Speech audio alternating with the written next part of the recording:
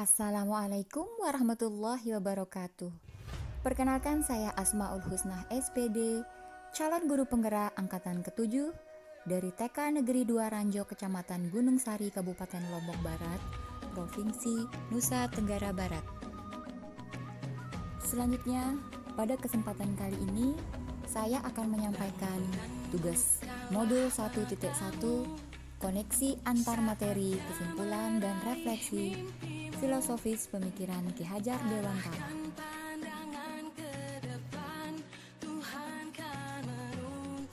Berikut ini adalah pertanyaan pemantik. Yang pertama, apa yang Anda percayai tentang murid dan pembelajaran di kelas sebelum Anda mempelajari modul 1.1? Kemudian yang kedua, apa yang berubah dari pemikiran atau perilaku Anda setelah mempelajari modul 1.1 ini? Kemudian yang ketiga adalah apa yang dapat segera Anda terapkan lebih baik agar kelas Anda mencerminkan pemikiran Ki Hajar Dewantara. Baiklah, kita akan membahas satu persatu. Yang pertama, apa yang saya percayai tentang murid dan pembelajaran di kelas sebelum mempelajari modul 1.1 ini. Berikut ini adalah hal-hal yang saya percayai tentang murid dan pembelajaran di kelas sebelum mempelajari modul 1.1.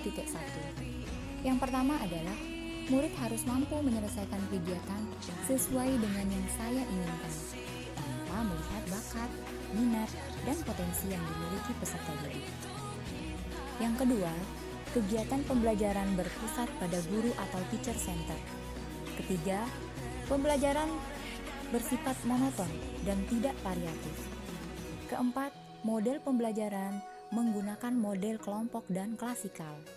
Dan yang terakhir adalah kurang memerdekakan peserta didik untuk bereksplorasi. Berikut adalah beberapa hal yang saya pelajari pada modul 1.1. Yang pertama adalah tentang asas pendidikan. Pendidikan dan pengajaran merupakan usaha persiapan dan persediaan untuk segala kepentingan manusia, baik dalam hidup bermasyarakat maupun hidup berbudaya dalam arti yang seluas-luasnya. Berikutnya tentang dasar-dasar pendidikan Ki Hajar Dewantara.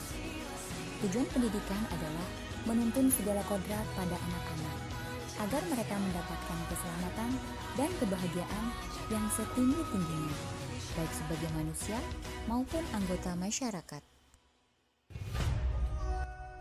Hal yang saya pelajari berikutnya yaitu pendidik menuntun kodrat anak.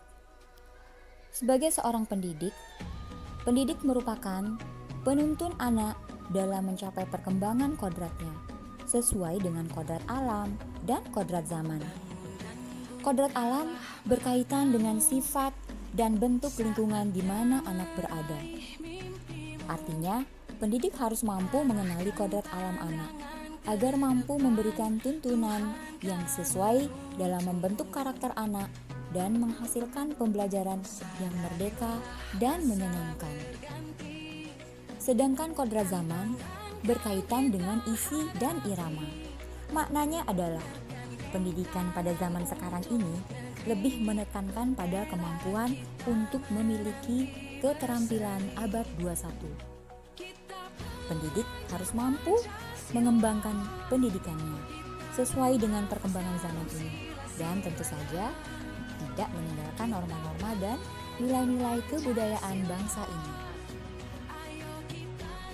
Selanjutnya, hal yang saya pelajari adalah tentang budi pekerti.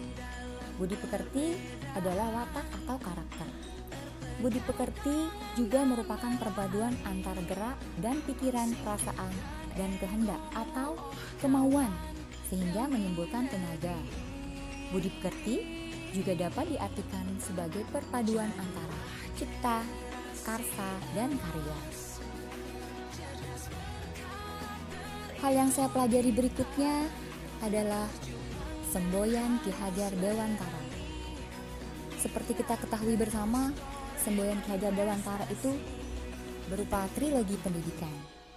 Di antaranya adalah Ing Ngarso Sung Tulodo, Artinya, di depan memberikan teladan. In media mangun karso. Artinya, di tengah-tengah memotivasi dan membangun kemajuan anak. Dan yang terakhir adalah yang ketiga, tuturi handayani. Artinya adalah di belakang memberikan dorongan.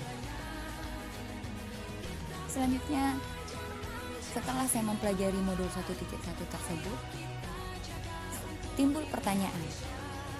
Kira-kira apa sih yang berubah dari pemikiran atau perilaku saya setelah mempelajari modul ini? Berikutnya adalah hal-hal yang berubah baik dari pemikiran atau perilaku saya setelah saya mempelajari modul ini. Yang berubah dari pemikiran saya adalah bahwa pendidikan itu merupakan suatu tuntunan, bukan tuntutan. Saya adalah seorang fasilitator. Kemudian, saya harus dapat menghamba pada murid. Jadi pembelajaran yang saya berikan harus berpusat pada murid. Sebagai seorang pendidik, saya harusnya memberikan teladan sesuai dengan semboyan Ki Hajar Dewantara. Saya bukan satu-satunya media atau sumber belajar bagi peserta didik saya. Dan saya lebih memahami karakter peserta didik. Kemudian yang berubah dari perilaku saya, yaitu saya memberikan kebebasan yang setinggi-tingginya kepada peserta didik untuk memilih kegiatan yang dia sukai. Jadi bukan karena kemauan dan keinginan saya. Otomatis saya sudah memberi kebebasan atau memerdekakan peserta didik saya. Kemudian saya menuntun peserta didik sesuai dengan kodratnya, baik itu kodrat alam maupun kodrat zaman. Saya menciptakan strategi pembelajaran inovatif, kreatif, agar dapat mengembangkan bakat, minat, dan potensi peserta didik saya. Dan saya memfasilitasi sesuai dengan kebutuhan peserta didik. Berikutnya adalah yang terakhir, apa yang dapat segera saya terapkan yang lebih baik agar kelas dapat mencerminkan pemikiran Ki Hajar Dewantara. Berikut adalah hal-hal yang saya terapkan setelah mempelajari modul 1.1. Yang pertama adalah pembentukan karakter melalui kegiatan pembiasaan. Jadi yang saya lakukan adalah yang pertama, membudayakan 5S, yaitu salam, senyum, sapa, santun, dan sopan. Dilakukan baik dari awal penyambutan hingga pulang sekolah. Kemudian berikutnya, kegiatan pembiasaan dari mulai baris di depan kelas, peserta didik membaca ikrar pagi, doa harian, kemudian pembacaan surah-surah pendek, hadis-hadis pendek, kalimat thayyibah, dan asmaul husna. Kemudian peserta didik masuk ke dalam kelas sambil bersalaman dengan seluruh guru dan melafazkan sholawat. Kemudian yang ketiga, menanamkan budaya sejak usia dini, yaitu buang sampah pada tempatnya. Kemudian kegiatan pembentukan karakter melalui pembiasaan berikutnya adalah sholat doa berjamaah. Kegiatan pembentukan karakter melalui kegiatan pembiasaan berikutnya adalah sholat duha berjamaah, di mana dalam kegiatan tersebut peserta didik diberi kebebasan untuk bisa menjadi seorang imam maupun muazzin. Kemudian melibatkan peserta didik dalam kegiatan upacara. Peserta didik diminta untuk menjadi petugas upacara, baik sebagai pemimpin upacara, pengerek bendera, dan seterusnya. Selanjutnya, peserta didik dibiasakan untuk merapikan kembali peralatan yang sudah digunakan. Kegiatan penerapan berikutnya adalah pembelajaran yang inovatif, kreatif, dan menyenangkan. Yang pertama, menghadirkan benda konkret atau benda nyata ke dalam kelas sesuai dengan tema pembelajaran. Yang kedua, menggunakan pembelajaran project-based learning dan menggunakan pendekatan saintifik. Yang ketiga adalah menggunakan metode menonton video pembelajaran yang dibuat oleh guru maupun referensi dari YouTube, internet, dan juga menggunakan alat berupa LCD dan juga laptop. Berikutnya, kegiatan pembelajaran inovatif, kreatif, dan menyenangkan adalah cooking day class. Jadi anak-anak diajarkan bagaimana cara memasak, kemudian memperkenalkan alat-alat sesuai dengan teknologi sederhana. Selanjutnya, menggunakan media kartu huruf, kartu kata, dan kartu angka untuk mengembangkan literasi anak, serta menyediakan buku cerita gambar seri dan juga cerita bergambar untuk mengembangkan kemampuan literasi anak.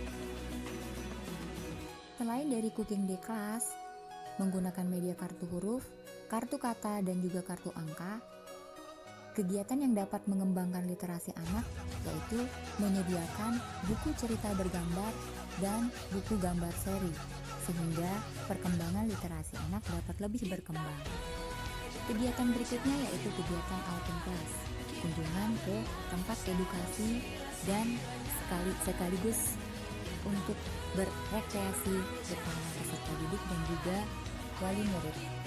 Di antaranya adalah berkunjung ke kebun binatang, ke tempat penangkaran penyu, ke kantor pemadam kebakaran, dan juga pembuatan gerabah.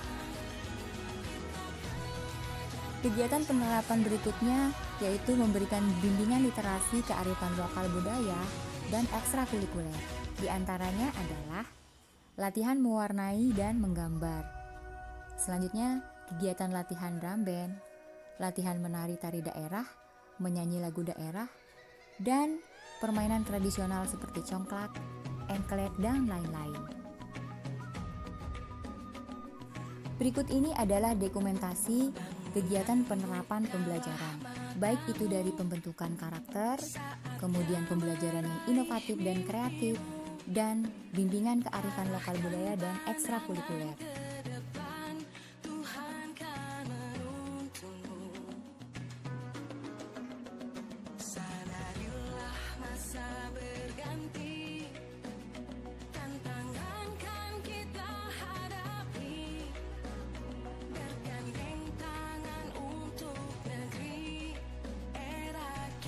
Selanjutnya, sampailah kita kepada kesimpulan.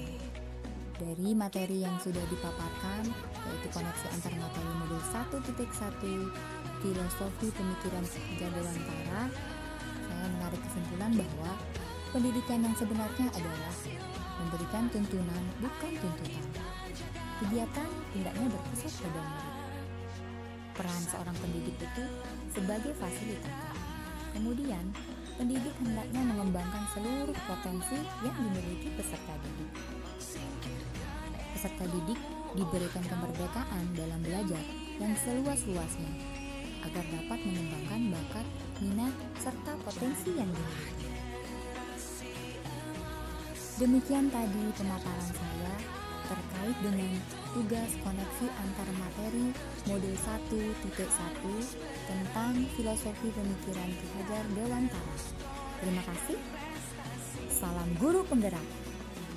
Tergerak, bergerak, menggerakkan. Wassalamualaikum warahmatullahi wabarakatuh.